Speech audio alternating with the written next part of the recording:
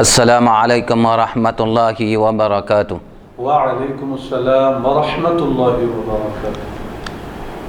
نحمدہ ونصلی ونسلم علی رسولہ النبی الامین الکریم الرؤوف الرحیم وعلی آلہ وصحبہ اجمعین، اما بعد فاعوذ باللہ من الشیطان الرجیم، بسم اللہ الرحمن الرحیم۔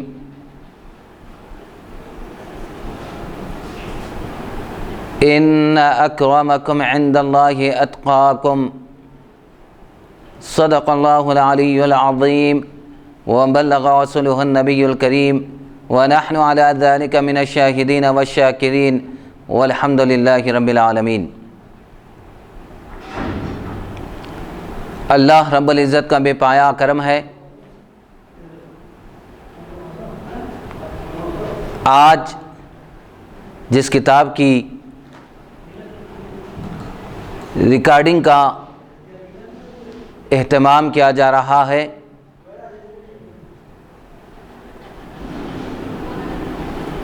وہ کتاب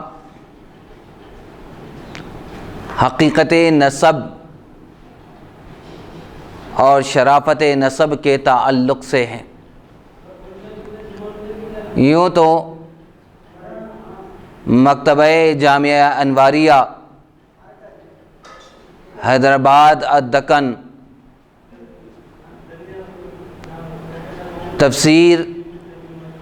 سیاستہ کے احادیث اور دیگر اہم اسلامی کتب کی ویڈیو ریکارڈنگ کا اہتمام کر رہی ہے، اور آج جس کتاب کا انتخاب کیا گیا ہے وہ شرافت حقیقت نسب کے تعلق سے ہے۔ اس کتاب کے مصنف حکیم الامت حضرت العلامہ مفتی احمد یارقاں علیہ رحمت و رضوان کی تالیف و تصنیف ہے، اور اس کتاب کی اشاعت مکتبہ انواریہ کے بانی حضرت العلامہ محمد عبد القدیر حسینی نورانی پاشا مدہ ذلہ العالی رحمۃ اللہ علیہ نے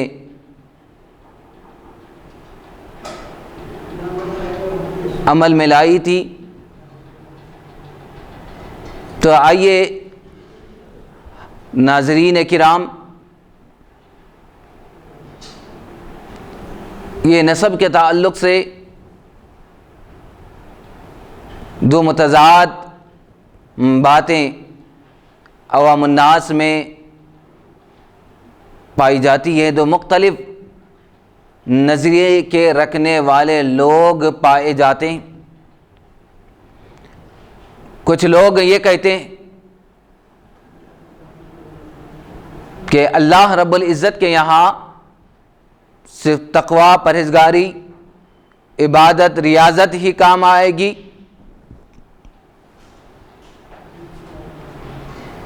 تو دوسری جماعت یہ کہتی ہے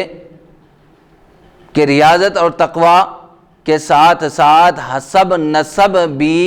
ضرور کام آنے والا ہے۔ تو یہ بڑا اہم مسئلہ ہے۔ قرآن نے مجید اور احادیث مبارکہ میں اس کے تعلق سے کیا وضاحتیں اور کیا تفصیلات ہم کو ملتی ہے، وہ ساری باتیں اس کتاب میں، اس تالیف میں جمع کی گئی ہے۔ تو آئیے ہم سب سے پہلے قرآن مجید کی آیات طیبہ، پھر اس کے بعد احادیث مبارکہ، پھر اس پر معترضین کے جوابات تسلی بخش دیے جائیں گے، اور کیا حقیقت ہے ہم قرآن مجید اور احادیث مبارکہ کے ذریعے سے جائزہ لیں گے۔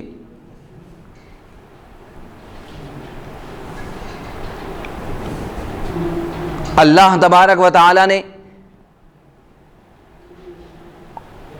قرآن مجید میں یہ فرمایا اِنَّا جَعَلْنَاكُمْ شُعُوبًا وَقَبَائِلَ لِتَعَارَفُوا اِنَّ أَكْرَمَكُمْ عِندَ اللَّهِ أَتْقَاكُمْ، بے شک ہم نے بہت سے قبائل اور جماعتیں، قبیلے ہم نے بنائے ہیں تاکہ تم ایک دوسرے کو پہچانو۔ پھر مزید اللہ رب العزت فرماتا ہے ان اکرمکم عند اللہ اتقاکم، بے شک تم میں سب سے زیادہ معزز اللہ کے نزدیک وہ ہے جو تم میں سب سے زیادہ متقی اور پرہیزگار ہیں۔ تو یہ قبائل کا حسب نسب، یہ قبیلے ایک دوسرے کے تعارف اور ایک دوسرے کی پہچان کے لیے ہے، اور اللہ تبارک و تعالی نے فرمایا کہ نہ حسب نسب سے عزت ہے، نہ شرافت ہے، نہ فضیلت ہے، نہ مال کی وجہ سے، نہ حسن کی وجہ سے، نہ جمال کی وجہ سے، نہ کسی اور کمال کی وجہ سے۔ اگر اللہ کے یہاں کوئی معزز ہے تو سب سے زیادہ جو اللہ سے ڈرنے والا ہے وہ سب سے زیادہ معزز اور لائق فضیلت اور لائق احترام ہے۔ یقیناً یہ آیت کریمہ اپنی جگہ ہے جو تقوی اور پرہیزگاری کے مقام اور مرتبے کو بیان کر رہی ہے، لیکن اس کے ساتھ ساتھ ہم کو یہ سمجھنا بھی ضروری ہے کہ اللہ تبارک و تعالی نے بعض نبیوں کو بعض پر فضیلت اور فوقیت اللہ رب العزت نے دی ہے، جیسا کہ اللہ رب العزت نے فرمایا تلک الرسل فضلنا بعضهم على بعض منهم من کلم اللہ ورفع ومنهم من کلم اللہ ورفع بعضهم درجات۔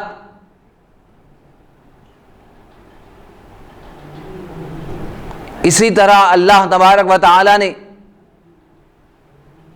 صحابہ میں بعض صحابہ کو فضیلت اور فوقیت اللہ رب العزت نے دی، اسی طرح اللہ تبارک و تعالی نے صحابہ کے اندر سادات کرام جنہیں اہل بیت اعظام کے نام سے قرآن مجید نے تذکرہ کیا ہے، ان کی بھی فضیلت اور فوقیت کا ذکر اللہ رب العزت نے قرآن مجید میں کئی مقامات پر تذکرہ کیا۔ اسی بات پر ہم کہتے ہیں کہ سادات کرام کا نسب دوسرے نسبوں سے اعلیٰ اور افضل ہے، اور مومنوں کے صالح بزرگان دین اور ان کی اولاد کے لیے بزرگان دین کا حسب و نسب ضرور کام آئے گا۔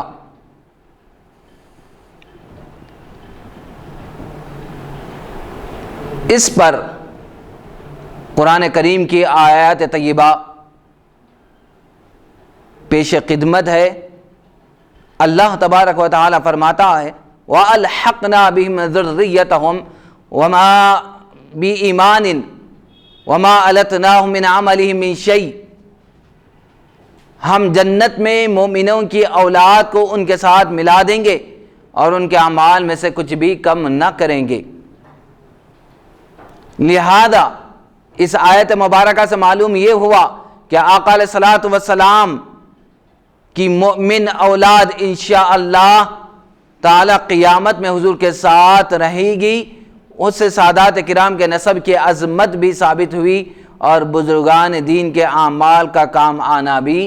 معلوم ہوا۔ دوسری آیت مبارکہ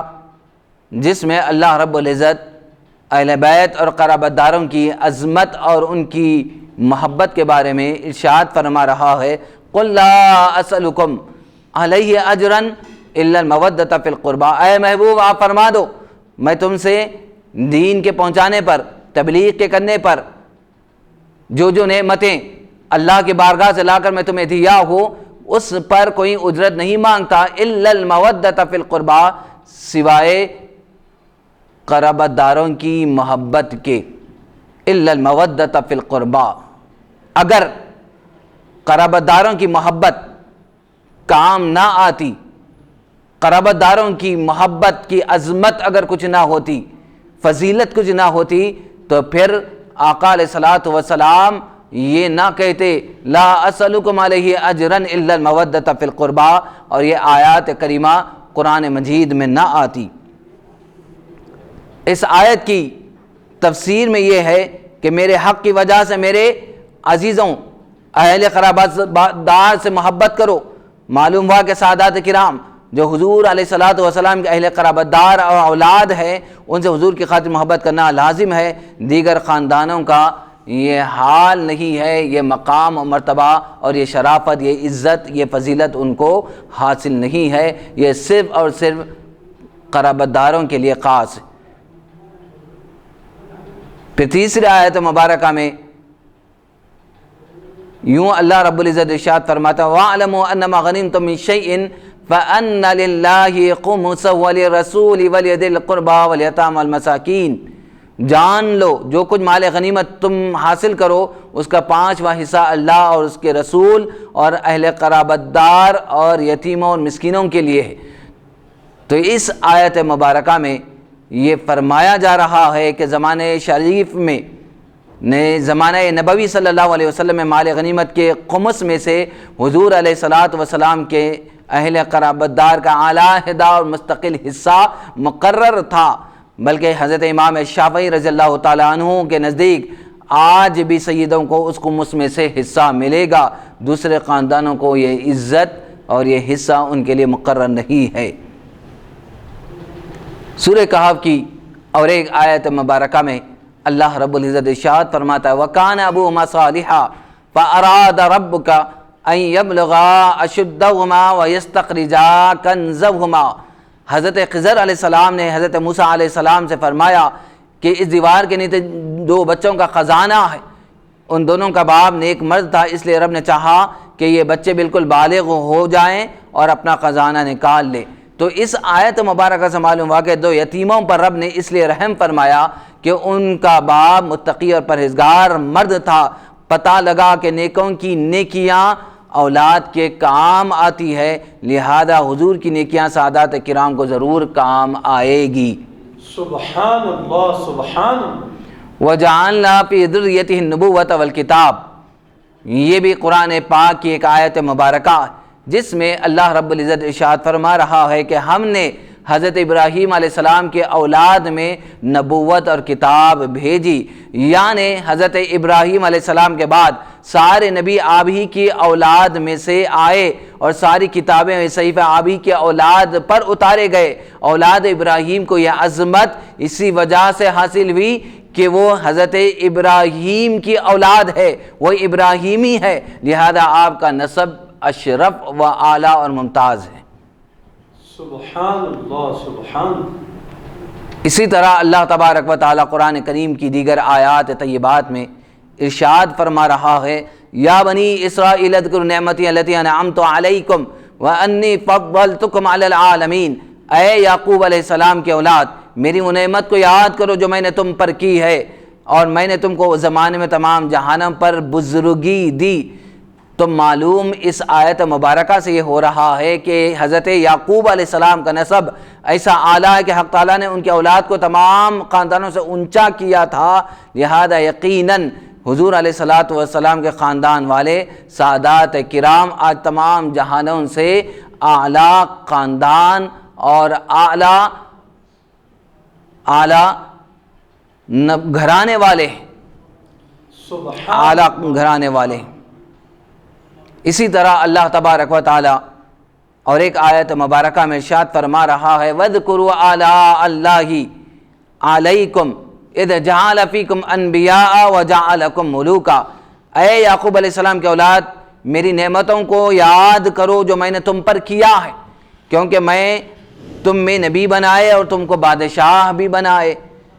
تو اس آیت مبارکہ میں اللہ رب العزت یہ خبر دے رہا ہے کہ کسی قوم انبیاء کا آنا خدا کی خاص نعمت ہے، جس سے دوسری قومیں محروم ہے۔ لہذا سادات کرام حضور کا تشریف لانا رب تعالیٰ کی خاص نعمت ہے جو اوروں کو حاصل نہیں ہے۔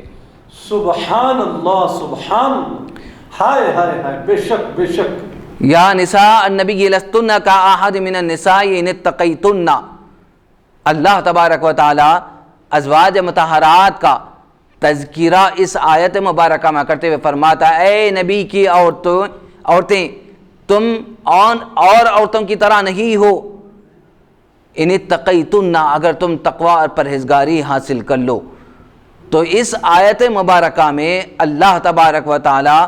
آقا علیہ الصلوۃ والسلام کی متقی پرہیزگار بیویوں کو تمام جہاں کے پرہیزگار عورتوں پر فضیلت اور فوقیت دے رہا ہے اور کہہ رہا ہے کہ تم اور عورتوں کی طرح نہیں ہو، تمہارا مقام مرتبہ کچھ اور ہے نسبت رسول صلی اللہ علیہ وسلم کی وجہ سے، آقا علیہ الصلوۃ والسلام کی زوجہ محترمہ ہونے کی وجہ سے یہ نسبت اور یہ شرافت، یہ عظمت حاصل ہونے کی وجہ سے عام زمرے سے نکل کر اللہ تبارک و تعالی تمہارے کو خاص زمرے میں شامل کر رہا ہے اور کہہ رہا ہے کہ تم عام عورتوں کی طرح نہیں ہو۔ سبحان اللہ سبحان اللہ، بلکہ تم نسب میں اعلیٰ ہو، افضل ہو، اعلیٰ ہو، تم ازواج مطہرات ہو اور سارے ایمان والوں کے لیے مائیں ہو، اس وجہ سے امہات المؤمنین انہیں لقب دیا جاتا۔ پھر اللہ تبارک و تعالیٰ اور ایک آیت مبارکہ میں اہل بیت اعظام رضوان اللہ تعالی علیہ مجمعین کی عظمت اور ان کی فضیلت اور اعلیٰ نسب کے ہونے کا ذکر کرتے ہوئے ان کی طہارت اور ان کی پاکیزگی کا ذکر اللہ رب العزت اس آیت مبارکہ میں کر رہا ہے۔ ارشاد ہے ربانی ہے انما یرید اللہ لیذہب عنکم الرجس اہل البیت ویطہرکم تطہیرا، اس کے سوا نہیں اللہ چاہتا ہے تم سے اے اہل بیت، اے نبی کے گھر والوں، تم سے ہر ناپاکی کو دور کر دینا چاہتا اور تمہیں خوب پاک کر دینا چاہتا۔ سبحان اللہ وَيُطَهِّرَكُمْ تَطْهِيرًا، اللہ تبارک و تعالی تاکیداً اللہ تبارک و تعالی طہارت کا ذکر اللہ رب العزت کر رہا کہ وَيُطَهِّرَكُمْ تَطْهِيرًا، تمہیں خوب پاک اور صاف کر دینا چاہتا اللہ تبارک و تعالی۔ تو اس آیت مبارکہ میں اللہ تبارک و تعالی کسی خاندان والے، کسی قرابت دار اور کسی قبیلے والے کا ذکر اللہ رب العزت نہیں کیا جن کے بارے میں اللہ رب العزت ظلم کو، ناپاکی کو اور ہر رجس سے پاک کرنے کی ذمہ داری اللہ نے اٹھائی ہو، اور جن کی طہارت اور تطہیر کا ذکر اللہ رب العزت نے کیا ہو سوائے اہل بیت اعظام سادات کرام کے، جس کا ذکر اللہ رب العزت خود اس آیت مبارکہ میں واضح نام لے کر اللہ رب العزت طہارت اور پاکی کا ذکر کر رہا۔ سبحان اللہ سبحان اللہ۔ تو پتہ یہ چلا کہ اہل بیت خواہ ازواج مطہرات میں سے ہو یا اولاد اطہار میں سے ہو، سب کو رب نے پاک فرما دیا، کیونکہ اس لیے کہ وہ حضور علیہ الصلوۃ والسلام کے قبیلے والے ہیں، حضور علیہ الصلوۃ والسلام کے کنبے والے ہیں، اور یہ خصوصی طہارت دوسروں کو میسر نہیں ہے، ورنہ پھر سادات کی خصوصیت کیا ہوگی۔ سبحان اللہ سبحان اللہ، ہائے ہائے ہائے۔ وَمِن ذُرِّيَّتِنَا أُمَّةً مُسْلِمَةً لَكَ، حضرت ابراہیم علیہ السلام نے دعا کی کہ مولا ہماری اولاد میں ایک جماعت اپنی مطیع اور فرما بردار رکھ۔ اس دعا سے معلوم یہ ہوا کہ سارے سید کبھی گمراہ نہیں ہو سکتے، دوسری اسلامی قومیں تو ساری گمراہ ہو سکتی ہے۔ پتہ لگا کہ حضرت ابراہیم علیہ السلام کا نسب و خاندان اعلیٰ و افضل ہے، اور انہیں یہ دعائے ابراہیمی حاصل ہے کہ جو حضرت ابراہیم خلیل اللہ علیہ السلام نے بارگاہ الہی میں دعا کی اپنی ذریت کے لیے کہ میری ذریت میں سے ان لوگوں کو بنا دے جو تیرے مطیع اور فرمانبردار ہو۔ سبحان وَمِن ذُرِّيَّتِنَا أُمَّةً مُسْلِمَةً لَكَ، یہ دعائے ابراہیمی ہے، اور یہ دعائے ابراہیمی بتا رہی ہے کہ یہ خاص آپ کی ذریت کے لیے ہے، اور آپ کی ذریت جو مطیع و فرمانبردار ہوگی، اللہ رب العزت کی دوسری قوموں کو یہ فوقیت، یہ درجہ مطیع اور فرمانبردار ہونے کا حاصل نہیں ہوگا، اس وجہ سے خاص یہ لوگ ہو جائیں گے۔ اسی طرح اللہ تبارک و تعالیٰ اور ایک آیت مبارکہ ذکر فرمایا، لا اقسم بہذا البلد وانت حل بہذا البلد ووالد وما ولد۔ یہ تیسرے پارے کی آیت مبارکہ سورہ بلد کی آیات طیبات ہے، جس میں اللہ تبارک و تعالیٰ اس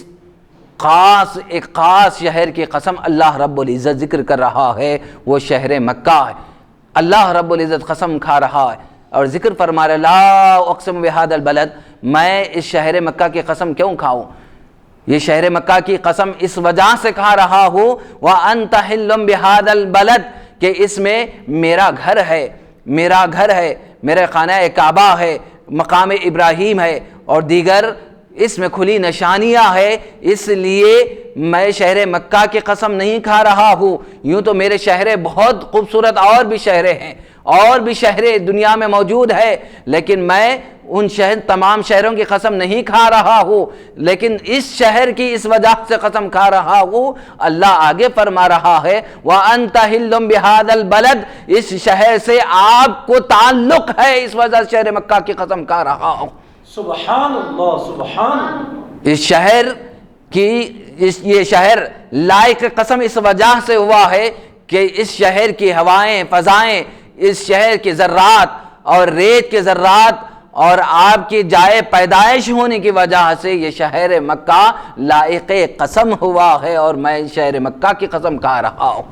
سبحان اللہ، سبحان اللہ۔ اس شہر میں آپ کی میلاد ہونے کا شرف آپ کو حاصل ہے،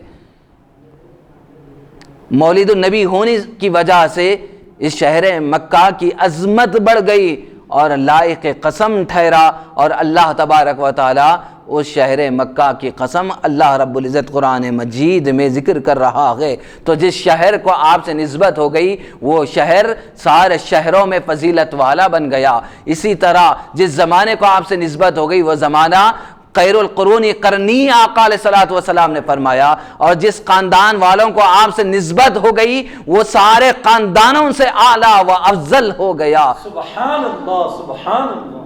ہائے ہائے ہائے، حق حق۔ اسی وجہ سے کہا گیا آقا علیہ السلام کی اولاد تمام خاندانوں سے اعلیٰ ہے۔ رب تعالیٰ نے ان کی قسم اشاعت فرمائی، اور ہو سکتا ہے والد سے مراد حضرت عبداللہ ہو و آمنہ خاتون رضی اللہ تعالی عنہما مراد ہو، اور ولد سے مراد آقا دو جہاں صلی اللہ علیہ وسلم بھی مراد ہو سکتے ہیں۔ اب یہ آیات طیبات حسب و نسب کے اعلیٰ اور افضل ہونے کے تعلق سے آپ حضرات کے سامنے پیش کیے گئے۔ اب آئیے احادیث مبارکہ کی طرف ہم چلتے ہیں۔ احادیث مبارکہ کیا ہماری رہنمائی کرتے ہیں اس مسئلے کے بارے میں کہ نسب کی حقیقت اور نسب کی فضیلت کے بارے میں۔ آقا دو جہاں سرور کائنات صلی اللہ علیہ وسلم کی احادیث بے شمار ہیں۔ کہیں آقا علیہ السلام نے فرمایا حسن و حسین جنتی نوجوانوں کے سردار ہے، تو کہیں فرمایا فاطمہ جنتی بیویوں کی سردار ہے۔ یہ احادیث مبارکہ برکت کے لیے پیش کی جاتی ہے۔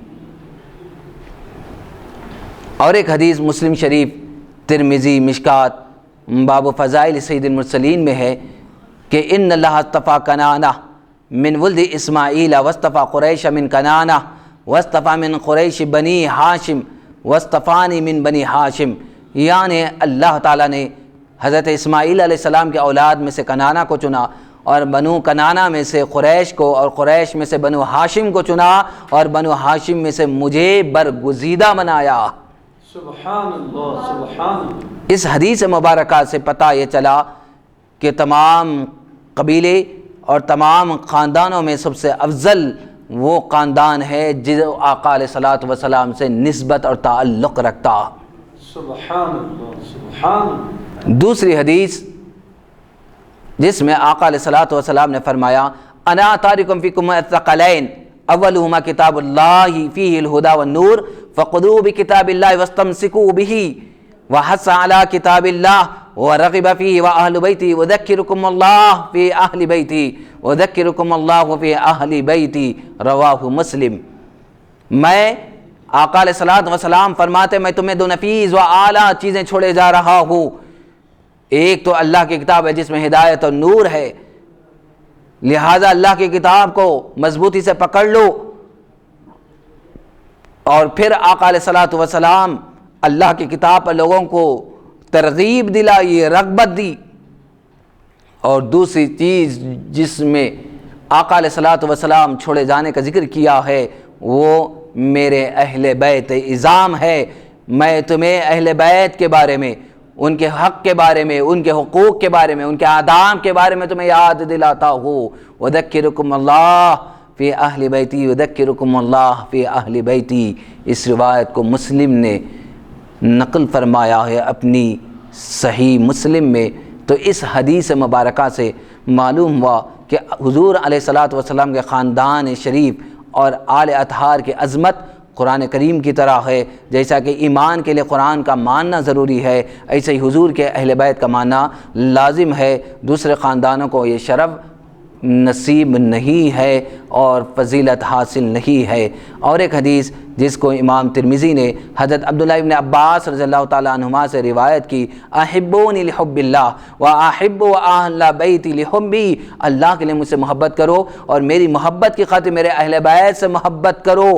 تو آقا علیہ الصلوۃ والسلام اہل بیت سے محبت کرنے کا حکم میری خاطر مجھے دیکھ کر، جس طرح میری محبت تم پر لازم ہے اسی طرح میری خاطر میرے اہل بیت سے بھی محبت کرو۔ اس حدیث سے معلوم ہوا اہل بیت کی عظمت کیا ہے، ان کی فضیلت کیا ہے، ان کا مقام کیا ہے، ان کا مرتبہ کیا۔ حضرت ابو ذر غفاری رضی اللہ تعالیٰ عنہ سے روایت ہے، الا ان مثل اہل بیت فیکم مثل سفینۃ نوح من رکبہا نجا ومن تخلف عنہا ہلک۔ آقا علیہ الصلوۃ والسلام اس حدیث مبارکہ میں فرمایا خبردار میرے اہل بیت کی مثال تم میں سفینہ نوح کی طرح ہے، جو اس میں سوار ہو گیا نجات پا گیا اور جو اس میں سوار ہونے سے پیچھے رہ گیا وہ ہلاک ہو گیا، برباد ہو گیا۔ تو آقا علیہ الصلوۃ والسلام اپنے قرابت داروں کو، سادات کرام اہل بیت عظام رضوان اللہ تعالی اجمعین کے بارے میں فرما رہے ہیں کہ ان کی مثال میرے اہل بیت کی مثال کشتی نوح کی طرح ہے، جو اس میں سوار ہو گئے اور نجات پا گئے، جو انہیں چھوڑ دیا وہ راستہ ہدایت کا نہیں پا سکے گا اور اپنے آپ کو گمراہی سے بچا نہ سکے گا۔ اسی طرح اور ایک حدیث امام ترمذی نے زید بن ارقم رضی اللہ تعالیٰ عنہ سے روایت کی ہے، انی تارکم فیکم ما ان تمسکتم بہ لن تضلوا بعدی احدہما اعظم من الآخر کتاب اللہ حبل ممدود من السماء والارض وعطرتی اہل بیتی ولم یتفرقا حتی ترد علی الحوض فانظروا کیف تحلفونی فیہما۔ میں تم میں دو چیزیں چھوڑے جاؤں، جب تک تم انہیں مضبوطی سے پکڑ لو تم میرے بعد ہرگز گمراہ نہ ہوگے۔ ان میں سے ایک دوسرے سے بڑھ کر ہے، ایک اللہ کی کتاب، ایک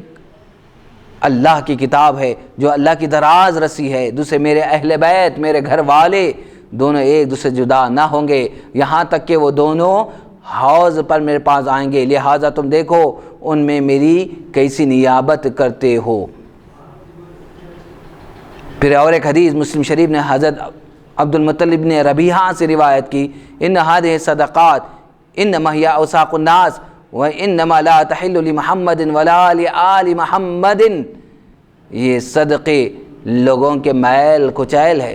یہ صدقے نہ محمد صلی اللہ علیہ وسلم کو حلال نہ حضور کی اولاد کے لیے۔ یہ تمام برکتیں سید حضرات کو صرف اس لیے حاصل ہے کہ وہ نبی پاک صلی اللہ علیہ وسلم کی نسل شریف سے، غیر سید خواہ کتنا ہی پرہیزگار ہو اسے یہ خوبیاں حاصل نہیں ہو سکتی۔ معلوم ہوا کہ خاندان مصطفیٰ صلی اللہ علیہ وسلم اشرف و اعلیٰ ہے، اور انہیں زکوٰۃ کا مال دینا جس طرح آقا علیہ الصلوۃ والسلام کے لیے درست نہ تھا، اسی طرح آپ کے اہل بیت اعظام اور سادات کے لیے بھی درست نہیں ہے۔ رد المحتاج الاول باب غسل المیت میں بحوالہ حدیث فرمایا کل نسب و سبب منقطع یوم القیامہ، یعنی قیامت کے دن ہر نسب اور سسرالی رشتے کٹ جائیں گے اور کام نہ آئیں گے سوائے میرے حسب و نسب اور سسرالی رشتے، یہی کام آنے والے ہیں۔ پھر فرمایا حضرت عمر رضی اللہ تعالی عنہ حضرت کلثوم بنت فاطمہ الزہرا رضی اللہ تعالی عنہا سے اس حدیث کی بنا پر نکاح کیا تاکہ حضرت علی شیر خدا سے آپ کا سسرالی رشتہ قائم ہو جائے۔ پھر فرمایا قرآن شریف میں جو ہے فلا انصاب بینہم یومئذ ولا یتساءلون، قیامت میں نسب کام نہ آئیں گے، اس آیت کے حکم سے حضور علیہ الصلوۃ والسلام کا نسب شریف علیحدہ ہے، وہ ضرور کام آئے گا۔ جب نبی صلی اللہ علیہ وسلم ساری امت کو بخشوائیں گے تو کیسے ہو سکتا ہے اپنی اولاد کو نہ بخشوائے؟ سعادت کرام کے نسب پاک کو یہ افضلیت اس لیے حاصل ہے وہ حضور علیہ الصلوۃ والسلام کا خاندان ہے۔ الناس تبع لقریش مسلم و مکافرہم تبع لکفرہم، تمام لوگ قریش کے تابع ہیں، عام مسلمان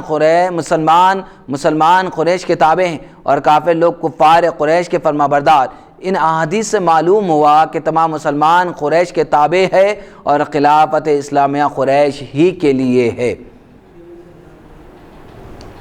یہاں تک تو احادیث مبارکہ کے ذریعے سے سادات اہل بیت اعظام رضوان اللہ تعالی علیہم اجمعین کے اعلیٰ اور اعلیٰ نسب اور ان کے نسب کا کام آنا دنیا میں اور آخرت میں احادیث کے ذریعے سے بتلایا جا رہا تھا۔ اب آئیں عقلی دلائل کی روشنی میں اس پر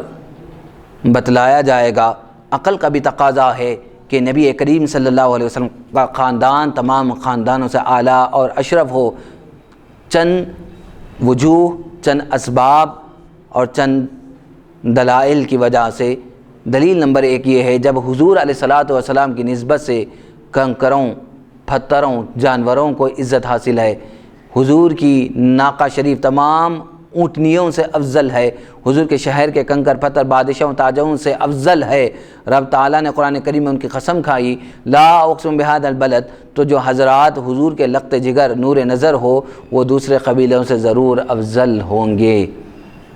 اسی طرح تمام لوگ زکوٰۃ صدقات کھا سکتے ہیں مگر سید صاحبان نہ زکوٰۃ لے سکیں گے نہ کوئی اور واجب صدقات، کیونکہ یہ مال کا میل کچیل ہوا کرتا ہے۔ اگر یہ نسب شریف بھی اور نسبوں کی طرح ہوتا تو دوسروں کی طرح انہیں بھی زکوٰۃ کا کھانا جائز ہوتا۔ تو معلوم یہ ہوا کہ نسب شریف نہایت ہی پاک، صاف ستھرا اور دیگر نسبوں سے اعلیٰ اور افضل ہے۔ اسی طرح سعادات کرام کو شرف حاصل ہے کہ نماز میں درود ابراہیم میں حضور کے ساتھ ان پر درود پڑھا جاتا ہے۔ اللہم صلی علی سیدنا محمد وعلی آل سیدنا محمد۔ پٹھان، شیخ وغیرہ کسی قوم کو درود میں داخل نہ فرمایا گیا سوائے اس خاندان شریف کے۔ یوں سمجھو کہ اس خاندان کی تعظیم نماز میں داخل ہے۔ معلوم ہوا کہ تمام خاندانوں سے افضل یہ خاندان قرابت رسول صلی اللہ علیہ وسلم کا ہے، اہل بیت اعظام کا ہے، سادات کرام کا ہے اور آل بیت اطہار رضوان اللہ تعالی علیہم اجمعین کا ہے۔ اسی وجہ سے حضرت امام شافعی رضی اللہ تعالیٰ عنہ اپنے اشعار میں فرماتے ہیں یکفیکم من عظیم الفقر انکم من لم یصلی علیکم لا صلاۃ لہ، تمہارا عظیم الشان ہونا اتنا کافی ہے کہ جو کوئی تم پر درود نماز میں نہ پڑھے اس کی نماز ہی نہ مکمل ہے، اس کی نماز ہی کامل نہیں ہے۔ پھر آگے مزید ایک شعر میں حضرت امام شافعی علیہ الرحمت و رضوان فرماتے آل نبی الیہ دریاتی وہم الیہ وسیلتی، یہ بڑے بڑے علم والے حضرات، یہ ائمہ رضوان اللہ تعالی علیہم اجمعین، جن کا احسان ساری دنیا پر ہے، جنہوں نے قرآن اور حدیث سے سارے مسائل کو نکال کر سامنے رکھا، وہ ائمہ کا اعتقاد کو دیکھے، اہل بیت سے ان کی محبت کو دیکھے، فرماتے ہیں اگر آخرت میں اگر کوئی آل کام آئے گی، اگر کسی سے نجات مل سکتی ہے، کوئی نجات کا ذریعہ بن سکتے ہیں تو یہ آل النبی ہی ہے، یہ حضور کے قرابت دار ہی ہے، حضور کے اہل بیت عظام ہی ہے۔ آل النبی الیہ وسیلتی وہم الیہ دریعتی، وہی میری نجات کا ذریعہ ہے، حضرت امام شافعی رضی اللہ تعالیٰ عنہ فرماتے ہیں۔ سبحان اللہ۔ اسی طرح حضرت طلحہ رضی اللہ تعالیٰ عنہ نے حضور صلی اللہ علیہ وسلم کا فسد کیا ہوا خون بے ادبی کے خوف سے پی لیا تو سرکار نے فرمایا اب تمہارے پیٹ میں کبھی درد نہ ہوگا اور تمہیں اللہ کی دوزخ کی آگ سے بھی آپ کیا ہو جائے گے، بچ جاؤ گے۔ جب حضور علیہ الصلاۃ والسلام کا خون شریف پیٹ میں پہنچنے کا یہ اثر ہو تو پھر جن کا خمیر حضور کے خون شریف سے ہو تو پھر ان کی عظمت اور فضیلت کا کیا مقام و مرتبہ ہوگا۔ سبحان اللہ، سبحان اللہ۔ خمیر کا تھوڑا آسان ہو جائے، یعنی ایک صحابی رسول،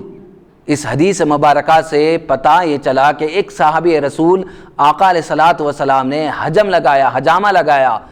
خون نکلا آپ کے جسم مبارک سے اور پھینکنے کے لیے کہا، کہیں محفوظ مقام پر ڈالنے کے لیے جب انہیں دیا گیا، سپرد کیا گیا تو وہ صحابی رسول گئے وہ خون لے کر، لیکن سوچتے رہے کہ اگر زمین پر ڈالوں تو بے ادبی، مہری میں پھینکوں تو بے ادبی، اور ڈالوں تو کیا کروں تو کیا کروں، تو انہوں نے کہا کہ سب سے محفوظ جگہ منتقل کرنے کا یہی آسان طریقہ ہے اور سب سے محفوظ جگہ یہی ہے کہ اس کو پی لیا جائے، اور جب پی کر واپس آئے نگاہ نبوت دیکھ رہی ہے، حضور بشارت دے رہے جا کبھی تجھے جہنم کی آگ نہ چھوئے گی۔ تو جنہوں نے خون پیا ہے تو انہیں یہ شرف مل رہا ہے جو حضور علیہ الصلاۃ والسلام کے خاندان ہی سے ہو، انہی سے تعلق رکھتے ہو، تو پھر ان کا مقام مرتبہ کیا ہوگا۔ سبحان اللہ، سبحان اللہ، ہائے ہائے ہائے، سبحان اللہ۔ نبی کریم صلی اللہ علیہ وسلم تمام نبیوں کے سردار ہیں، اسی طرح حضور علیہ الصلاۃ والسلام کی ہر چیز تمام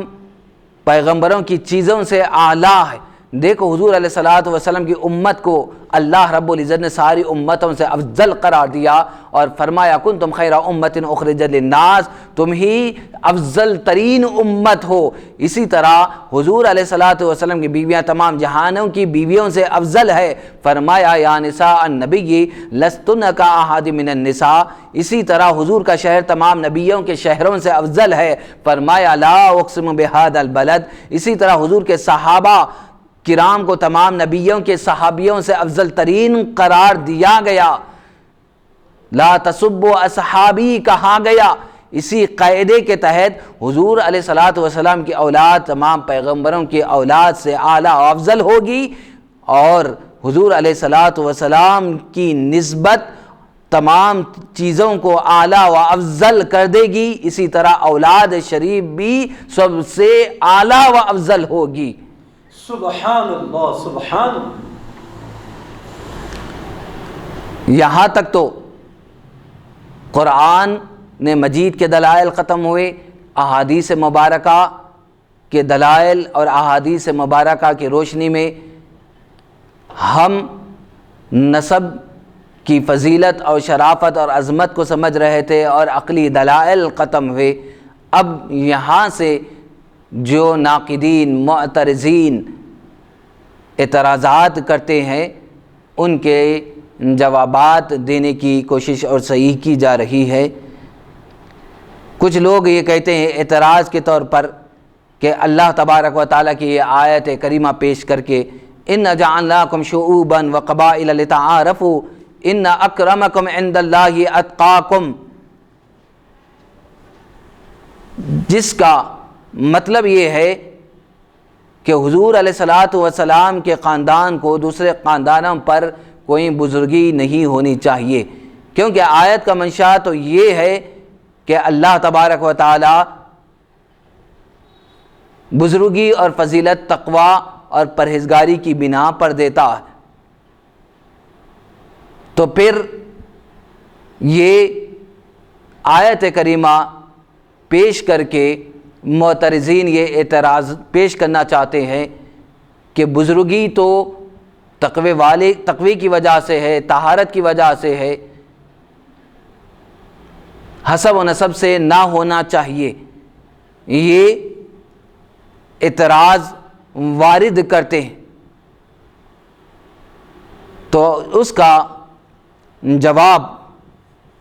جواب یہ دیا گیا ہے۔ اسی طرح اور بھی آیات طیبہ اعتراض کے طور پر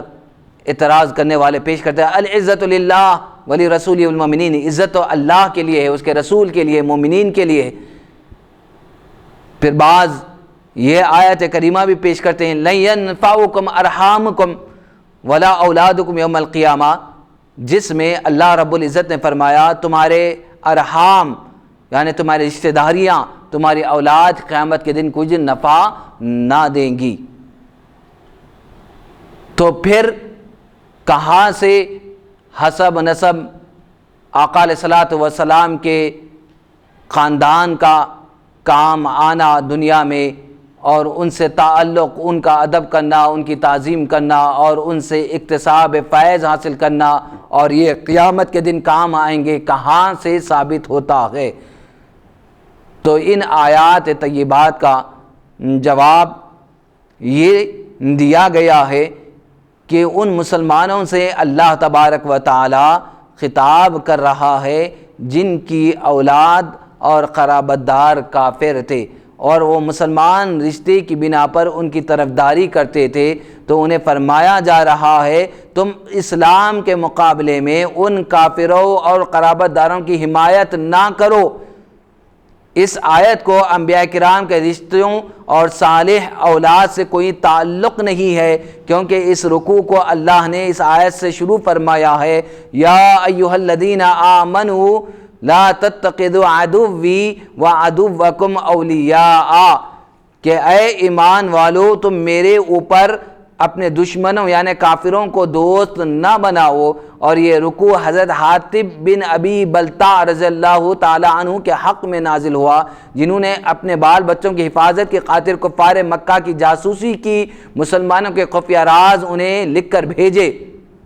کیونکہ ان کے بچے مکہ معظمہ میں کفار کے پاس تھے۔ اس تمہاری پیش کردہ آیت کے آخر میں ہے یفصل بینکم اللہ، قیامت میں تم میں اور تمہارے ان رشتہ داروں میں فاصلہ کر دے گا کہ تمہیں جنت میں اور انہیں دوزخ میں داخل فرما دے گا۔ اس آیت کے فوراً بعد اللہ تبارک و تعالی حضرت ابراہیم علیہ السلام کا واقعہ مسلمانوں کو بتا رہا ہے کہ انہوں نے اسلام کے مقابلے میں اپنی کافر قوم سے پوری علیحدگی اختیار کی، اور ان تمام علامتوں سے معلوم ہوتا ہے کہ یہاں کافر رشتہ دار مراد ہے۔ اس آیت کی تفسیر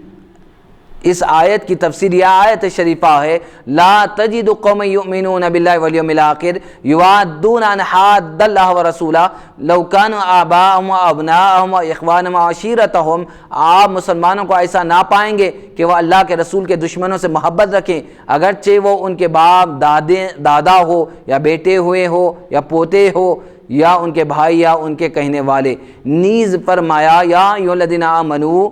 ان من ازواجکم و اولادکم عدوا لکم فاحذروہم، اے ایمان والو تمہارے بعض بیویاں اور اولاد تمہاری دشمن، ان سے پرہیز کرو۔ ان آیات نے بتلا دیا ہے اس آیت کریمہ میں کافروں کے رشتہ دار اور کافر اولاد مراد ہے، نہ کہ مسلمان۔ سبحان اللہ سبحان اللہ سبحان اللہ۔ اور ایک اعتراض تیسرا جو کیا گیا کہ یوم لا ینفعکم ارحامکم ولا اولادکم یوم القیامہ، کہ تمہارے رشتہ داریاں اور اولاد قیامت کے دن کچھ نفع نہیں دیں گی۔ تو اس کا جواب یہ دیا جا رہا ہے، یوم ینفخ فی الصور فلا انساب بینہم یومئذ ولا یتساءلون، جس دن سور پھونکا جائے گا تو نہ ان بندوں کے آپس کے رشتے رہیں گے، نہ ایک دوسرے کا حال پوچھیں گے۔ اس آیت میں بتلایا گیا کہ قیامت کے دن سارے نسب بیکار ہے، خواہ نبی کا نسب ہو یا ولی کا، کوئی قیامت میں کام نہ آئے گا، لہذا سید اور غیر سید میں کوئی فرق نہیں ہے کہہ کر اعتراض کیا جاتا ہے۔ تو اس کا جواب یہ دیا جا رہا ہے کہ قیامت کی دہشت اور اس کے اول وقت کی افراد تفریق کا ذکر ہے کہ جب عدل الہی کا ظہور ہوگا تو نسبتی محبتیں اور قرابت کی مدد وغیرہ سب ختم ہو جائے گی اور ہر ایک کو اپنی اپنی پڑی ہوگی، کسی کو دوسرے کی فکر نہ ہوگی، جس کی تفصیل دوسری جگہ رب تعالیٰ نے اس طرح بیان فرمائی، یوم یفر المرء من اخیہ وامہ وابیہ وصاحبتہ وبنیہ لکل امرئ منہم یومئذ شأن یغنیہ۔ اس دن کو یاد کرو، آدمی اپنے بھائی سے، اپنی ماں باپ سے، اپنی بیوی بچوں سے بھاگے گا اور ہر ایک کی اس وقت ایک علیحدہ شان ہوگی اور ہر ایک دوسرے سے بے خبر رہے گا۔ تو ان آیات میں بعض نسبوں کی عظمت کا انکار نہیں ہے، نسب کی عظمت اور چیز ہے، قیامت کی وحشت دوسری چیز۔ قیامت کے اول وقت تو دیگر انبیاء کرام بھی شفاعت سے انکار فرمائیں گے اور سوائے ہمارے رسول صلی اللہ علیہ وسلم کے کوئی بھی بارگاہ الہی میں لب کچائی کی جسارت نہ کر سکے گا۔ تو کیا ہیبت ذوالجلال سے یہ لازم ہے کہ وہ حضرات عزت والے نہیں ہیں؟ ہرگز نہیں۔ یہ بھی خیال ہے کہ قیامت کی وحشت بھی عام انسانوں کو ہوگی، اللہ کے بعض خاص بندے اس وحشت سے محفوظ رہیں گے۔ قرآن فرماتا ہے لا يحزنهم الفزع الاکبر وتتلقاهم الملائکہ، انہیں قیامت کی بڑی گھبراہٹ غم نہ کرے گی اور ان کا فرشتے استقبال کریں گے۔ نیز اللہ رب العزت فرماتا ہے الا ان اولیاء اللہ لا خوف علیہم ولا هم يحزنون، اللہ کے کچھ اولیاء ایسے بھی ہیں نہ کوئی خوف قیامت کے دن ہوگا نہ وہ رنجیدہ ہوں گے۔ تو قرآن شریف سے ثابت ہوتا ہے کہ اللہ کے پیارے بندوں کی دوستی وہاں بھی قائم رہے گی اور دوسری دوستیاں دشمنی سے بدل جائیں گی۔ نیز اللہ رب العزت فرماتا ہے الاخلاء یومئذ بعضهم لبعض عدو الا المتقین، اس دن دوست بعض کے دشمن بن جائیں گے سوائے پرہیزگاروں کے، یعنی ان کی دوستیاں کام نہ آئے گی سوائے پرہیزگار لوگوں کی دوستیوں کے، وہ دوستیاں وہاں پر کام آنے والی ہیں۔ سبحان اللہ سبحان اللہ۔ حدیث شریف میں ہے نسب کی پیدائش حضرت آدم علیہ السلام سے اور آدم علیہ السلام خاک سے، پتہ لگا سب انسان نسب میں برابر ہے اور کسی کو کسی پر کوئی عظمت نہیں۔ یہ حدیث شریف پیش کر کے اعتراض کیا جاتا ہے، تو اس حدیث کا جواب یہ دیا گیا کہ کوئی قبیلہ کسی خاندان کو برا نہ سمجھے، ذلیل نہ جانے، کیونکہ سب کی اصل خاک ہے اور خاک میں عجز و انکساری ہے، اور ایسی عجز و انکساری کی وجہ سے خاک میں پھل پھول باغ کھیت سب کچھ ہوتے ہیں، آگ میں تکبر اور غرور ہے، اس لیے وہاں یہ کچھ نہیں ہوتا۔ یہ مقصد نہیں کہ کسی نسب کو کسی دوسرے پر فضیلت نہیں، بلکہ حدیث سے اشارہ ثابت ہوتا ہے کہ بعض نسب بعض سے افضل ہے، کیونکہ سب انسانوں کی اصل خاک ہے اور بعض خاک دوسرے خاک سے افضل ہے۔ مدینہ پاک کی خاک دوسرے خاک سے بڑھ کر، مسجد کی خاک بازار کی خاک سے بہتر، جبرائیل امین کی گھوڑی کی ٹاپ کی خاک فرعونی گھوڑے کی خاک سے بہتر، قرآن عمدہ زمین کی خاک، عمدہ زمین کی خاک شورا زمین کی خاک سے بہتر۔ اسی طرح شہرت زدہ زمین میں کچھ نہیں پیدا ہوتا، اسی طرح جن نسبوں کو انبیاء کرام سے تعلق ہو گیا ان کی خاک دوسرے نسبوں کی خاک سے افضل و اعلیٰ ہے۔ نیز خاک میں دو خصوصی صفتیں ہیں، ایک یہ کہ ہمیشہ نیچے کو گرتی ہے، اگر وہ اوپر کو آ جائے گی تو دوسرے کو پھینکنے سے اور خارجی طاقت سے، تو دوسرے یہ کہ خاک ہمیشہ پھل پھول اگانے میں پانی کی محتاج ہے۔ اسی طرح انسان طبعی طور پر پستی کی طرف گرتا ہے، ہاں اللہ والوں کی نظر کی برکت سے اسے بلندی بھی ملتی ہے اور فیض بھی حاصل ہوتا ہے۔ سادات کرام کو یہ عظمت اپنی ذاتی طور پر نہیں ملی، بلکہ اس لیے کہ انہیں نبوت کی نسبت نے بلند کر دیا۔ سبحان اللہ سبحان اللہ، اور اونچے مقام پر پہنچا دیا۔ ہائے ہائے ہائے۔ اور ایک اعتراض اس حدیث مبارکہ سے یہ بھی کیا جاتا ہے، یا فاطمہ سلینی من مالی ما شیئا لا اغنی عنک من اللہ، اے فاطمہ جو چاہو میرا مال مانگ لو، میں تم سے خدا کا عذاب دور نہیں کر سکتا۔ اس حدیث سے پاک کو پیش کر کے اعتراض کیا جاتا کہ دیکھو حضور علیہ الصلوۃ والسلام فرما رہے کہ میں تم کو کوئی کام نہیں آ سکتا اور تم کو بے نیاز نہیں کر سکتا،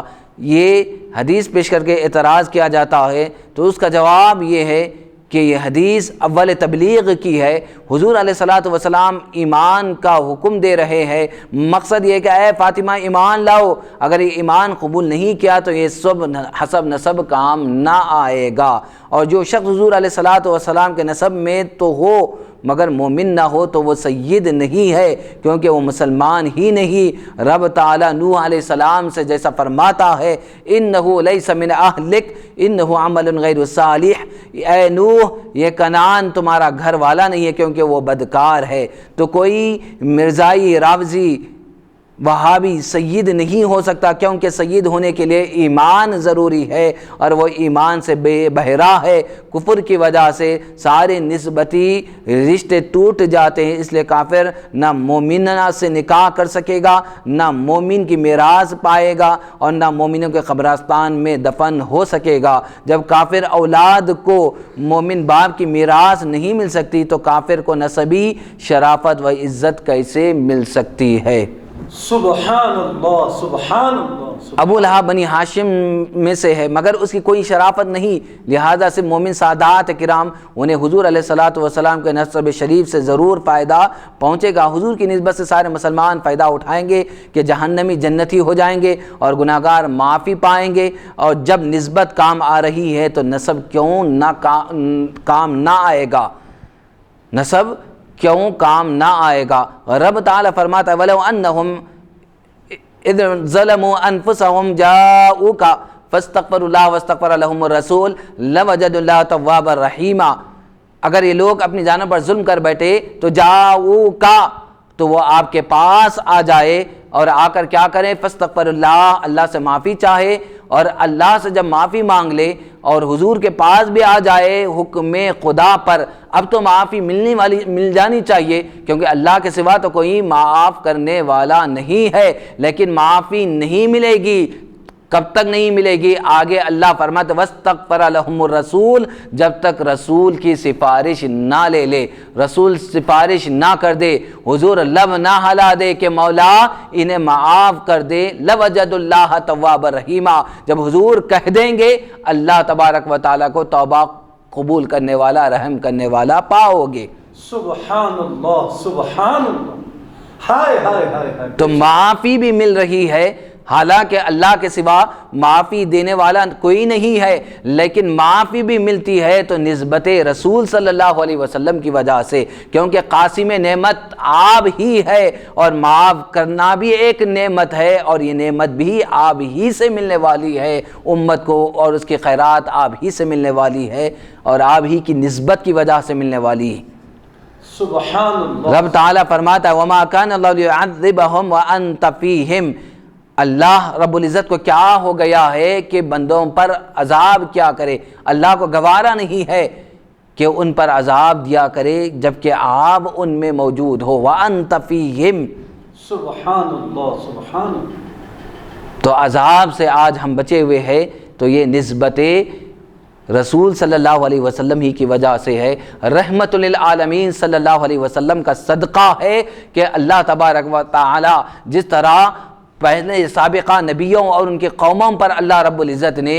نافرمانی بڑھنے کی وجہ سے عذاب اللہ تبارک و تعالی آسمان پر سے بھیجا کرتا تھا، کبھی طوفان بھیج دیتا تھا، کبھی ہواؤں کو بھیج دیتا تھا، کبھی پتھروں کی بارش اللہ رب العزت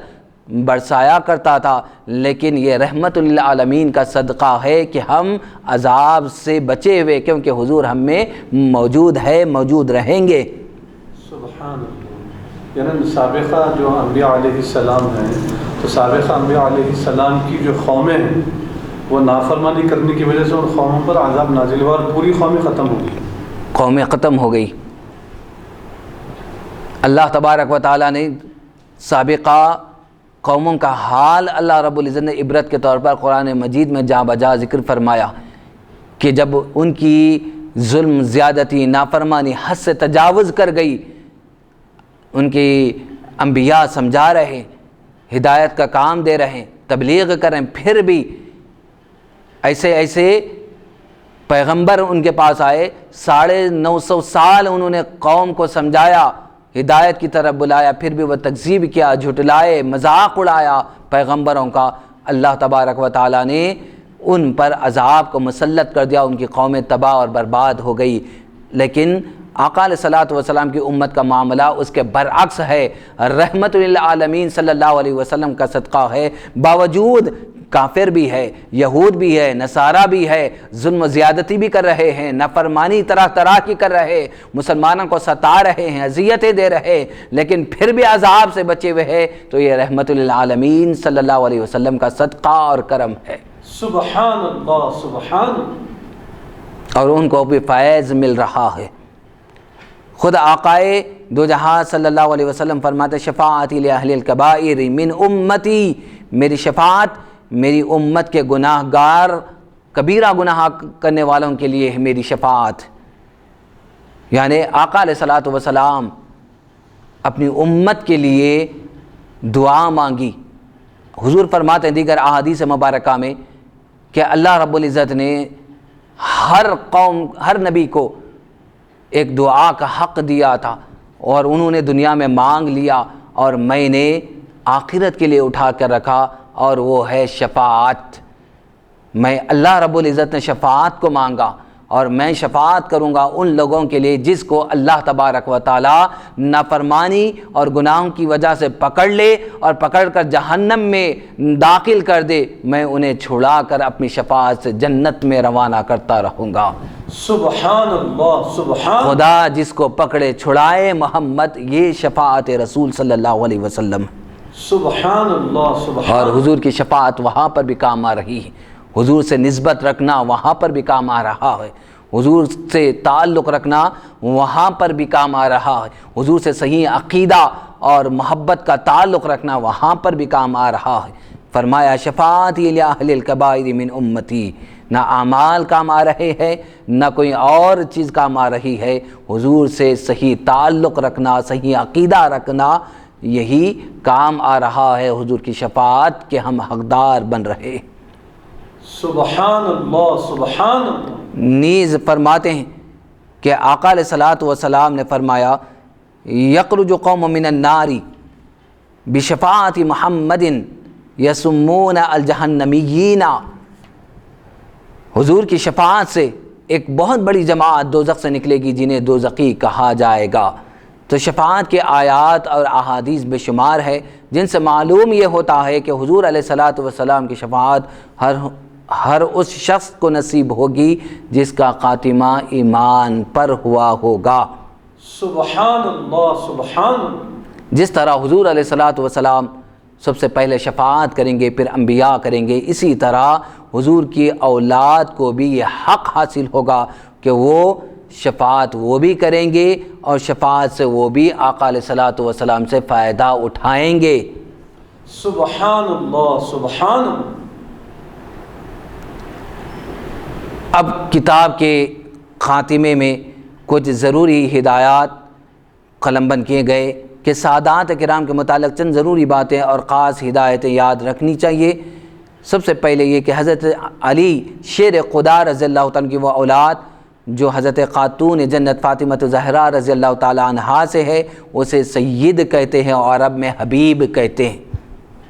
اور حضرت علی رضی اللہ عنہ کی وہ اولاد جو دوسری بیویوں کے بطن سے ہیں اسے علوی کہتے ہیں، سید نہیں کہتے۔ جیسے محمد بن حنفیہ وغیرہم، یہ تمام فضائل اس اولاد شریف کے ہیں جو حضرت فاطمہ زہرا رضی اللہ تعالیٰ عنہا کے بطن سے ہو، کیونکہ نبی کریم صلی اللہ علیہ وسلم کے نسب شریف میں یہی حضرات داخل ہے۔ دوسری ہدایت، حضور علیہ الصلوۃ والسلام کی اولاد کو سید دو وجہ سے کہتے ہیں۔ ایک یہ کہ نبی کریم صلی اللہ علیہ وسلم نے اپنے دونوں شہزادوں حضرات حسنین کریمین رضوان اللہ تعالی المجمعین کے متعلق ارشاد فرمایا الحسن والحسین سیدا شباب اہل الجنہ، کہ میرے یہ دو لخت جگر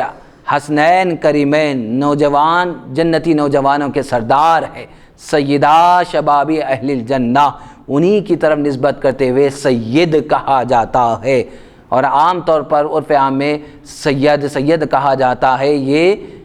غلطی ہے عربی قاعدے کے لحاظ سے۔ اصل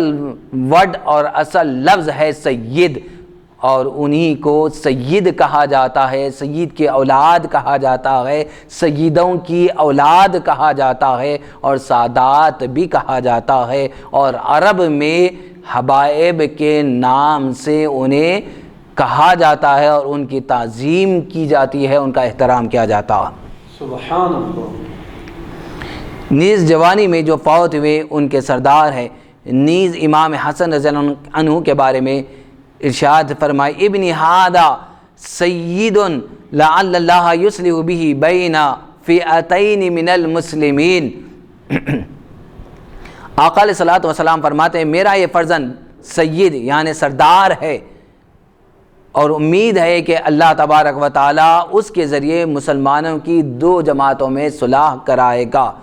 چونکہ ان شہزادوں کو نبی کریم صلی اللہ علیہ وسلم نے سید فرمایا، اس کی اولاد کو بھی سید کہا گیا ہے، ان کی اولاد کو بھی سید کہا گیا۔ دوسرے اس لیے کہ سید کے معنی ہے سردار، اور حضور صلی اللہ علیہ وسلم کا لقب ہے سید المرسلین۔ یہ حضرات ان کی اولاد میں ہے، تو رسولوں کے سردار کی اولاد بھی مسلمانوں کی سردار کہلاتی ہے۔ سبحان اللہ سبحان اللہ۔ حضور نبیوں کے سردار، حضرت علی شیر خدا ولیوں کے سردار، حضرت فاطمہ الزہرا مسلمان عورتوں کی سردار، حضرات حسنین کریمین شہیدوں کے سردار، سرداری ان پر عاشق ہے۔ اللہ تبارک و تعالی حضرت یحییٰ علیہ السلام کے متعلق فرماتا ہے سیداً و حضوراً و نبی من الصالحین، غرض کہ اللہ کے پیاروں کو خود رب تعالیٰ نے سید فرمایا ہے، اور حضور علیہ الصلوۃ والسلام نے سید فرمایا، اس لیے انہیں سید کہا جاتا۔ سید وہ ہوگا جس کا باپ سید ہوگا، اگر ماں سیدانی ہو اور باپ غیر سید ہو تو وہ سید نہیں ہے، نہ اس پر سید کے احکام جاری ہوں گے۔ اسے زکوٰۃ کھانا جائز ہے، کیونکہ نسب باپ سے ہے نہ کہ ماں سے، اور اگر باپ سید ہے اور ماں غیر سید ہے تو وہ سید ہی ہے، اور اگر دونوں ماں باپ سید ہے تو وہ نجیب الطرفین کہا جاتا ہے، جیسے حضور غوث ثقلین رضی اللہ تعالی عنہ کے والد حسنی سید اور والدہ حسینی سیدہ ہے، اور اس وجہ سے ان کو نجیب الطرفین کے لقب سے یاد کیا جاتا ہے۔ اسی طرح حضرت امام مہدی رضی اللہ عنہ بھی حسنی سید ہوں گے، فی زمانہ حسنی سید کم ہے اور حسینی سید زیادہ ہے، مگر دونوں واجب التعظیم ہے، قابل احترام ہے اور لائق فضیلت ہے، اور ہر حال میں ان کا ادب تا قیام قیامت کرنا لازم اور ضروری ہے۔ سبحان اللہ سبحان اللہ۔ اس مسئلے میں مفتی صاحب کہ میرے حضرت قبلہ یہ فرماتے ہیں، حافظ قاری سید محمد عبد القادر جیلانی پاشا حفظہ اللہ فرماتے ہیں کہ اللہ کا یہ بڑا احسان ہے کہ اللہ تبارک و تعالیٰ اپنے فضل سے، اپنے کرم سے اہل بیت کے جو 12 امام ہیں ان میں 9 امام حضرت سیدنا امام حسین علیہ السلام کی اولاد میں ہیں، اور 3 امام حضرت سیدنا امام حسن رضی اللہ عنہ کی اولاد میں ہیں۔ وہ آپ یہ جو فرمائے کہ لفظ حسنی سعادات کم ہے، حسینی سعادات جو بھی نسبت برحال حسنی ہو یا حسینی ہو، نسبت جو بھی رکھتے ہیں وہ قابل احترام ہے، واجب التعظیم ہے، لائق احترام ہے۔ تو حسنی سعادات کم ہے، حسینی سعادات کی تعداد ہمیشہ زیادہ رہی ہے اور رہے گی، یہ صاحب کتاب نے بھی نقل فرمایا۔ اسی طرح سید حضرات کے جو فضائل بیان ہوئے ان کا مطلب یہ نہیں کہ وہ حضرات نیک کام نہ کریں، نماز نہ پڑھیں، صرف خاندانی شرافت کی وجہ سے وہ اعمال سے علیحدہ ہوں گے، یہ خیال محض غلط اور باطل ہے۔ سادات کرام کو دوسروں سے زیادہ نیکیاں کرنی چاہیے تاکہ وہ حضرات اوروں کے لیے مثال بنے۔ فرسٹ کلاس والے مسافر کو تھرڈ کلاس والے مسافر سے زیادہ روپیہ خرچ کرنا پڑتا ہے، انہیں لازم ہے کہ وہ اپنے اسلاف کا نمونہ بنے۔ امام حسین خنجر کے نیچے نماز پڑھی، اگر ان کی اولاد بلا وجہ نماز چھوڑے تو بڑے افسوس کی بات ہے۔ بے شک بے شک۔ اور نانا جان کو کیا صورت دکھائیں گے کہ وہ نانا جان کہیں گے کہ تم میرے خاندان سے ہو، میرے حسب نسب سے ہو، میری اولاد میں سے ہو، اور تم جانتے نہیں ہو کہ میری آنکھوں کی ٹھنڈک کس میں رکھی گئی، میں کیسے خوش ہوتا ہوں، میری رضا کیا ہے، میری خوشنودی کیا ہے۔ تو پھر جب یہ سوال آقا علیہ الصلوۃ والسلام کریں گے تو پھر ہم کیا جواب دے سکیں گے؟ سادات کرام تو چاہیے کہ زیادہ سے زیادہ وہ کردار پیش کرے جو اہل بیت اعظام رضوان اللہ تعالی علیہ مجمع حسنین کریمین کا جو کردار تھا، جو سیرت جو ان کی تھی، ان کا کردار جو مثالی کردار تھا، جو نانا جان کا کردار تھا۔ اسلام تو اسی کردار کی وجہ سے پھیلا، حسن اخلاق کی وجہ سے پھیلا، اور اسلام تلوار کی نوک کے ذریعے سے اسلام پھیلا نہیں ہے، بلکہ ان کے اخلاق کی وجہ سے پھیلا ہے، ان کی سخاوت کی وجہ سے پھیلا ہے، اور ان کے اعلیٰ کردار کی وجہ سے اسلام پھیلا ہے۔ وہی کردار سارے اہل بیت اعظام اور سادات کے اندر ہونا چاہیے، بے شک بے شک، اور مثالی کردار ہونی چاہیے۔ اسی طرح سادات کرام کے جتنے فضائل بیان ہوئے وہ ان کے لیے جو صحیح و نسب خاندانی سید ہو، حضرت فاطمہ زہرا رضی اللہ تعالیٰ عنہا سے لے کر ان کی نسل میں غیر سید نہ آیا ہو، فی زمانہ نقلی سید بہت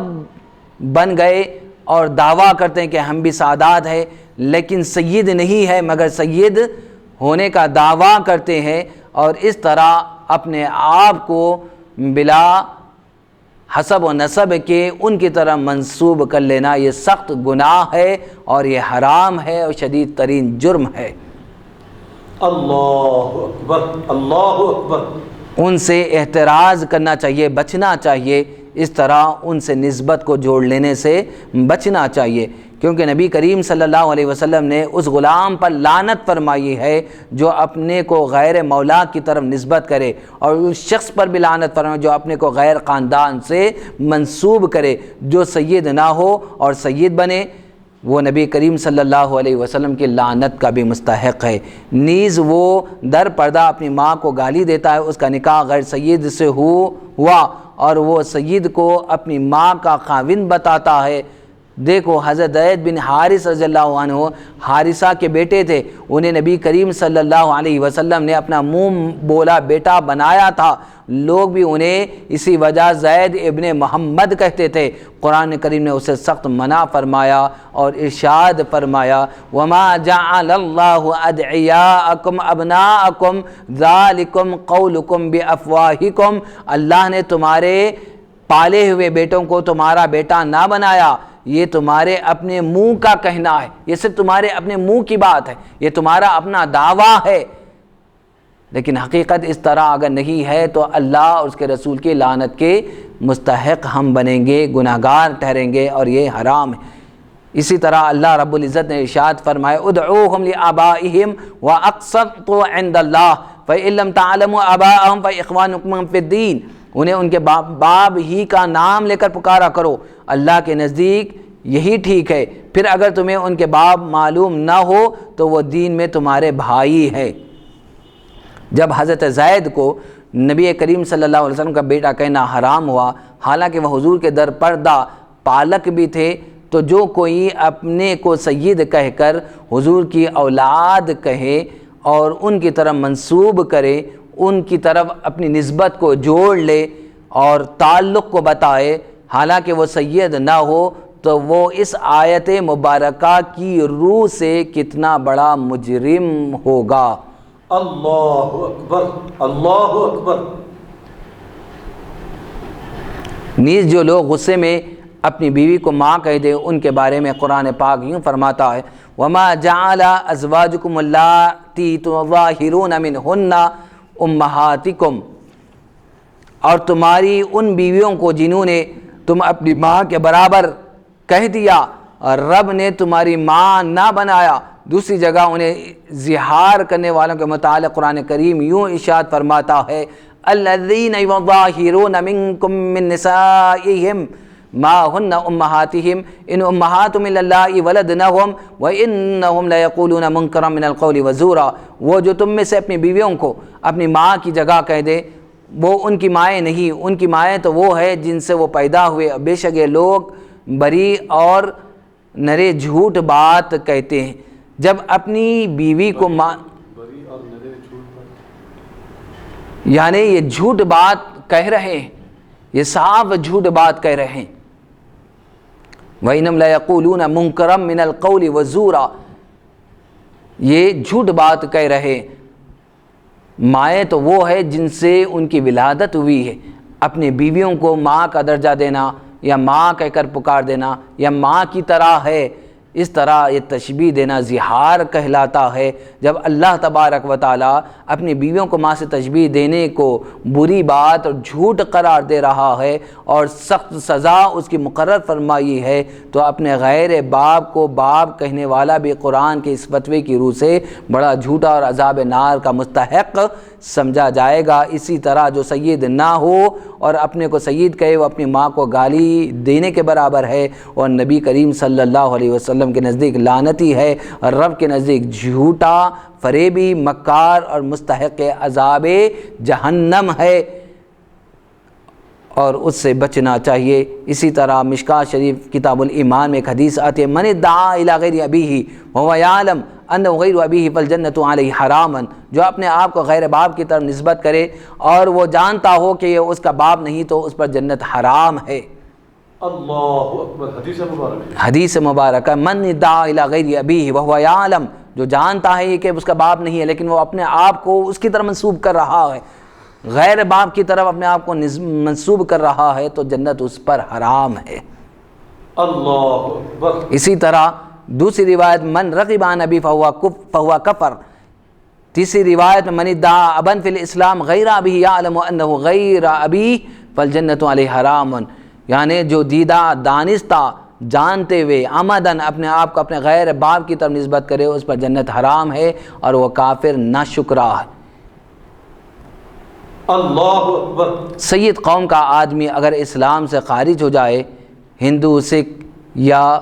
رافضی یا کوئی اور دین میں چلا جائے، تو نہ وہ سید رہے گا نہ اس کے یہ فضائل اس کے لیے باقی رہیں گے جو اوپر بیان کیے گئے، کیونکہ کفر کی وجہ سے اس کا نسب حضور علیہ الصلاۃ والسلام سے منقطع ہو چکا ہے، وہ شریعت میں اپنے باپ کے خاندان سے ہی نہ رہا۔ قرآن کریم نوح علیہ السلام کے بیٹے کنعان کے بارے میں جس طرح فرمایا انہ لیس من اہلک، یہ آپ کے اہل میں سے نہیں ہے کیونکہ اس کے اعمال آپ کی طرح نہیں ہے۔ اسی طرح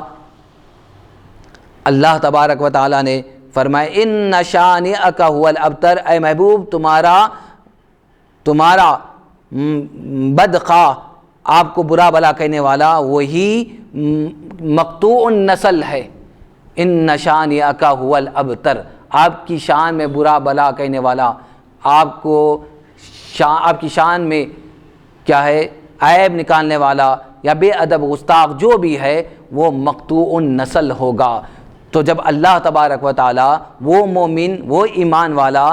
جو بے ادبی کرے، گستاخی کرے، تو انہیں مقطوع النسل قرار دے رہا ہے، انہیں مقطوع النسل قرار دے رہا ہے۔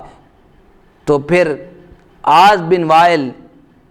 صاحب اولاد تھا مگر اب تعالیٰ نے اسے کافر یعنی بے اولاد فرمایا کیونکہ اس کی ساری اولاد مسلمان ہو گئی اور وہ کافر، لہٰذا وہ اس اولاد کا باپ مانا گیا اور نہ وہ لوگ اس کی اولاد۔ تو پتہ یہ چلا دین کے اختلاف کی وجہ سے نسب بھی ختم ہو جاتا ہے۔ نسب کے لیے دین میں اتحاد شرط ہے، یعنی مومن ہونا شرط ہے۔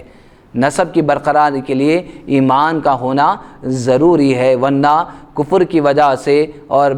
بے دینی کی وجہ سے نسب منقطع ہو جاتا ہے۔ یعنی اگرچہ کہ وہ مثال کے طور پہ سادات ہیں، سید ہیں لیکن ایمان والے ہیں، مسلمان ہیں. اب یہ ہے کہ کچھ گناہ بھی وہ لوگوں سے سرزد ہو جاتے ہیں، تو کیا اب بھی وہ سادات میں باقی رہیں گے لیکن مسلمان ہیں؟ ایسے مومن، ایسے مسلمان، لیکن ان کو نسبت حاصل ہے، قرابت داری حاصل ہے، سادات میں سے ہے، حبائب میں سے ہے، لیکن اعمال وہ اعلیٰ اہل بیت اعظام رضوان اللہ تعالی علیہ اجمعین کی طرح نہیں ہے، ان کے اعمال اس طرح نہیں ہیں، پھر بھی وہ کیا ہے خاندان والے سمجھے جائیں گے، سادات برقرار رہیں گے. لیکن بعض ایمان والے ایسے جو آقا علیہ الصلاۃ والسلام سے جس طرح عقیدہ ہونا چاہیے، جس طرح ان سے ادب ہونا چاہیے، ان کا احترام کرنا چاہیے، ان سے عشق اور محبت ہونی چاہیے، وہ محبت، وہ عقیدہ نہیں ہے جو اہل سنت والجماعت کے عقیدہ ہونا چاہیے. وہ عقیدے پر اگر نہیں ہے تو وہ ان کا سلسلہ نسب کام نہیں آئے گا، منقطع ہو جائے گا. اللہ اکبر، اللہ اکبر.